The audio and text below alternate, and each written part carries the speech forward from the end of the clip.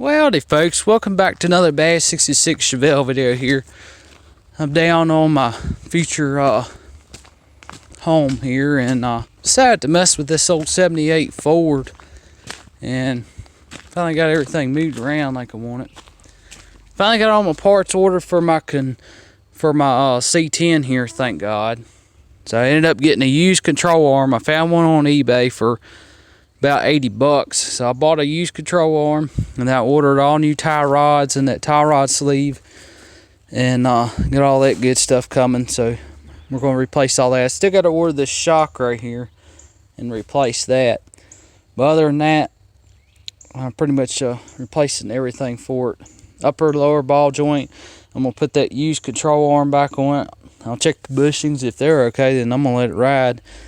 And then only thing I got left is we'll order this shock here. But we should have everything hopefully by this coming, not this coming Saturday, but hopefully maybe by maybe next Saturday at the latest, we'll have this truck back together, hopefully. But it just makes it so hard because only having one vehicle right now, my Durango started running hot on me, and the issue with that is that coolant system is it's got so much corrosion in it,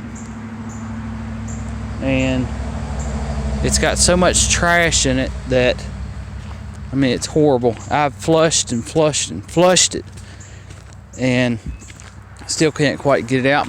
But my Durango's starting to run hot on me now, and that's my main vehicle. I actually had to get my Etzel out the other day and drive it around because I was worried that something got messed up on this, but hopefully, because it got kind of hot, hopefully it didn't mess up.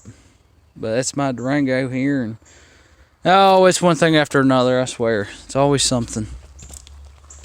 And now I really can't afford that right now because I'm in the process of moving down here, and I still got to move my two sheds. I got a little 10x10 shed, and I got a little 8x8 shed that I need to move down here. And I really can't afford all these breakdowns. But hopefully next weekend we'll have this back together, and that'll be a major help for miss driving this truck. It's a good truck. But anyway, get back to where I was making this video here. The main reason is I think I finally solved the issue on the 78 Ford. Now, if y'all go back in my videos here, I had a 78 Ford, which I still have it. I got the 89 Ford as well, which I still have that. I still got everything, and I'm keeping everything.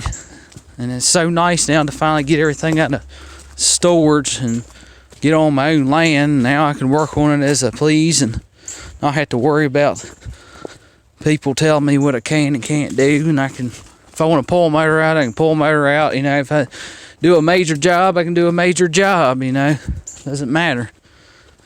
But anyway, here I decided to tear down this 302 again because it's really, at this point, it doesn't matter. But I've solved about half the issue. So I got it tore down here, and I think what was happening is it may have not been a blowed head gasket. Now, I haven't removed this head yet because it was on this side, but we'll confirm that for sure. But when I pulled the intake off this motor, this is the 302 here, most of the bolts weren't even really that tight. So that was one issue. They weren't torqued down properly. And then the other issue is these ports. There's a coolant port right there. And if you kind of follow this trail here, I think what was happening is where it wasn't torqued down right, all that water and everything was running down into the water to this valley here, and then basically getting into the oil. So basically it was seeping out of this back port, out of this coolant port on the back. It was running down and filling up basically the crankcase with water. So that's one issue. It's definitely part of it back here at that port. I'm sure all four of them were doing it. But I think what happened though is they may have used the wrong intake gaskets if they've ever had this intake off, which it looks like it's been off. But I didn't know that personally about the Fords, is you got to be careful about what intake gaskets you use, because some of them, the ports are bigger and some of them are smaller. So the back ports are smaller and some are bigger, so you don't want to use, you know, the incorrect gasket where you got a bigger gasket and this port is really small. So what's going to happen is going to be really not a very good seal right there. So you want to get the gasket that matches the same diameter as this port here. So that's what I'm thinking that they may have did wrong. And then the other issue here, on this motor, you would turn it over, and at first I thought one of the spark plugs, I didn't know what in the world was going on, but I thought one of them on this side here had, I don't know if it, it's hard to explain, but like if one of them had cracked or something on the inside, but, or no, that's not what I was trying to say. What I was actually meaning is like a little sealant rig behind that spark plug back here on this cylinder right here. I was thinking, well, maybe that somebody had took it off or it not sealing right or what, but when it was making that sound, and if you go back to my videos here, it's like had that sound like it. So anyway, long story short, you know, I got all the rocker arms off on this side. This is the side it was doing on. It's actually in the middle of the cylinder here. It's one of these two cylinders right here. So I went and moved it back and forth. Luckily, it was in the right spot for it. So I moved that crank pulley back and forth here, and you can hear it. It goes. So if you move that thing back and forth, rotate it either way, it does it. And I kept doing it and doing it and doing it. And then I was thinking the worst case scenario, you know, I had a crack in the head or the block or something really serious. But I think what it is that I can actually feel it with my finger. Between this head and this block, you can feel air blowing out, which is basically compression. So compression is blown out right in this area here. You can hear it and you can also feel it. So the compression is blown out. So I'm not sure, you know, if the head gasket is, of course, is obviously going to be bad, or if they pulled the head off and didn't torque the head down right, or what's exactly going on. So I haven't dug quite that deep yet, but I'm going to remove this head and we're going to find out what's really wrong with it. But I'm hoping, because actually the motor doesn't look that bad.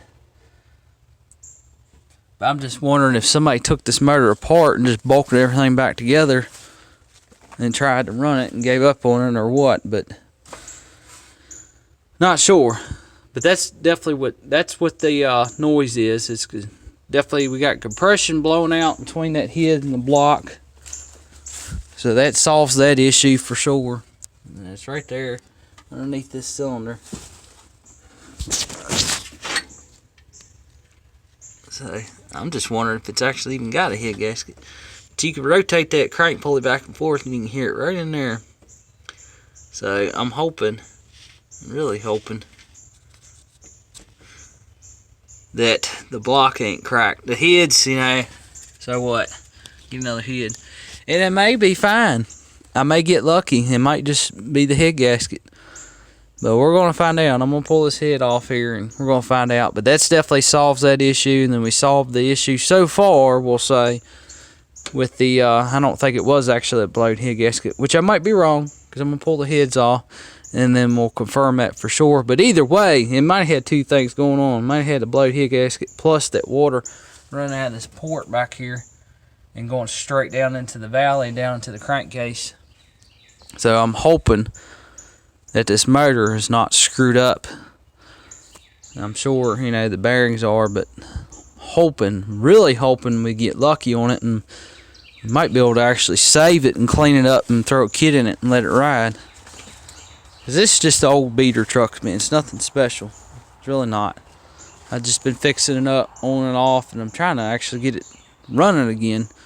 I mean, it's always run. Well, it didn't when I had it, but ever since I've had it, I got it running again. Well, running, we'll say, but it ain't been right. I mean, we got so much water on the rock arms here. It ain't funny. So that's definitely the issue right there. So that tells me that, you know, something really bad is going on. We either got a crack in the block or something, maybe cracking the head or something major is going on right there. And I'm hoping maybe we'll get lucky and if we didn't bend a rod or something with all this water going down in it, it might be okay. But we're going to find out. So I'll see y'all in the next part here. And I'll show y'all what's going on.